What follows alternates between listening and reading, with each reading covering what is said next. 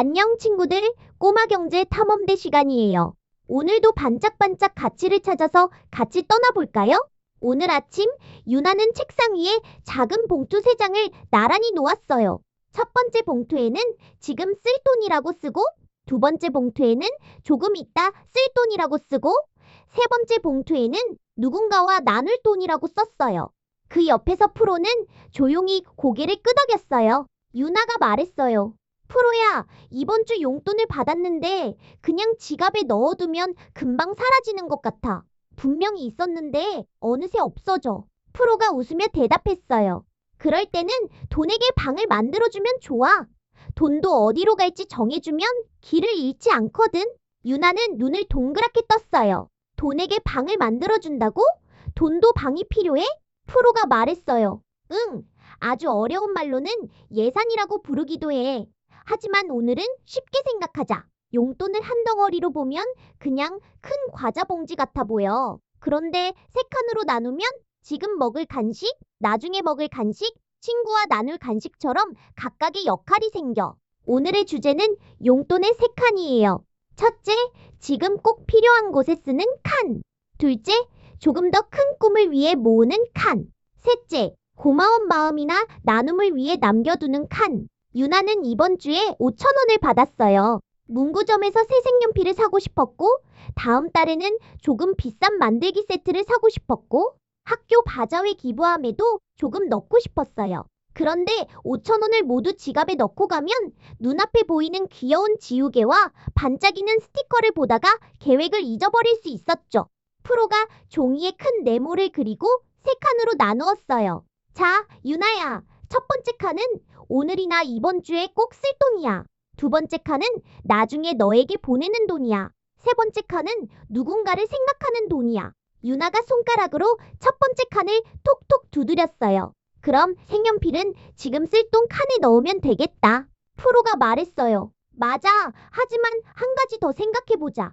색연필이 정말 필요한지, 집에 비슷한 게 있는지, 오늘 사지 않아도 괜찮은지 살펴보면 더 좋아. 유나는 필통을 열어보았어요. 짧아진 색연필이 몇 개 있었지만 아직 쓸 수 있는 색도 있었어요. 그래서 새 색연필을 바로 사는 대신 이번 주에는 꼭 필요한 파란색 한 자루만 사기로 했어요. 프로가 두 번째 칸을 가리켰어요. 이 칸은 기다리는 힘을 키우는 칸이야. 만들기 세트처럼 조금 비싼 물건은 한 번에 사기 어렵지? 그래서 돈을 조금씩 모아 미래의 나에게 선물하는 거야. 유나는 5,000원 중에서 2,000원을 두 번째 봉투에 넣었어요. 봉투가 살짝 두꺼워지자 마음도 든든해졌어요. 이건 미래의 유나에게 보내는 편지 같은 돈이네. 프로가 박수를 쳤어요. 바로 그거야. 저축은 돈을 못 쓰게 가두는 일이 아니야. 나중에 더 중요한 선택을 할 수 있게 기다려주는 일이야. 이제 세 번째 칸이 남았어요. 유나는 잠깐 고민했어요. 나눌 돈은 꼭 많이 넣어야 해? 프로가 고개를 저었어요. 아니야. 나눔은 금액이 크냐 작냐보다 마음을 정해두는 연습이 더 중요해. 100원도 괜찮고 500원도 괜찮아. 내가 받은 것 중 아주 작은 조각을 다른 사람과 연결하는 거니까. 유나는 500원을 세 번째 봉투에 넣었어요. 학교 바자회 기부함에 넣을 생각을 하니 조금 뿌듯했어요. 그럼 이제 계산해 볼까요? 유나의 용돈은 5,000원, 파란색 색연필 한 자루에 1,000원, 만들기 세트를 위해 모을 돈 2,000원, 바자회 기부함에 넣을 돈 500원, 남은 돈은 1,500원이에요. 유나는 남은 돈을 보며 말했어요. 돈을 나눴는데도 아직 남았네? 전에는 그냥 다 써버렸는데. 프로가 말했어요. 돈을 나누면 돈이 갑자기 많아지는 건 아니야.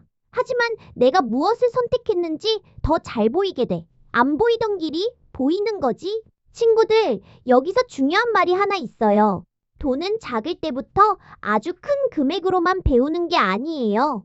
1,000원, 500원, 100원처럼 작은 돈으로도 선택과 기다림과 나눔을 배울 수 있어요. 작은 용돈은 작은 연습장이에요. 연습장이 작아도 매일 쓰면 글씨가 좋아지는 것처럼 작은 돈도 자주 생각하면 돈을 대하는 마음이 단단해져요.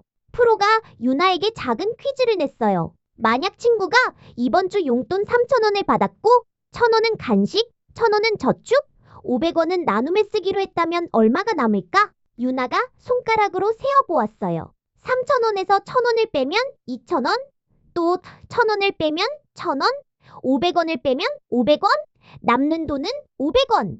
프로가 환하게 웃었어요. 정답! 남은 500원은 예비칸으로 둘 수도 있어. 갑자기 필요한 준비물이 생기거나 다음 주 저축에 더 보탤 수도 있지? 유나는 자기 봉투 3장을 다시 바라보았어요.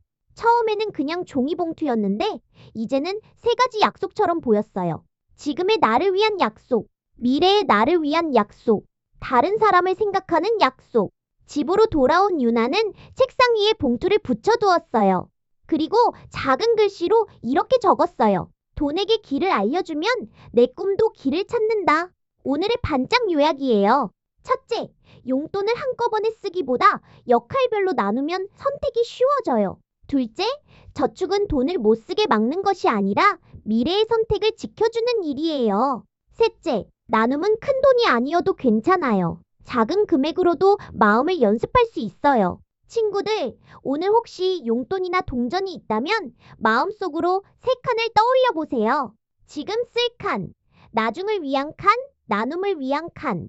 꼭 봉투가 없어도 괜찮아요. 종이에 그려도 되고, 저금통을 나눠도 되고, 머릿속에 약속을 세워도 좋아요. 오늘도 잘했어요. 프로도 박수 짝짝짝.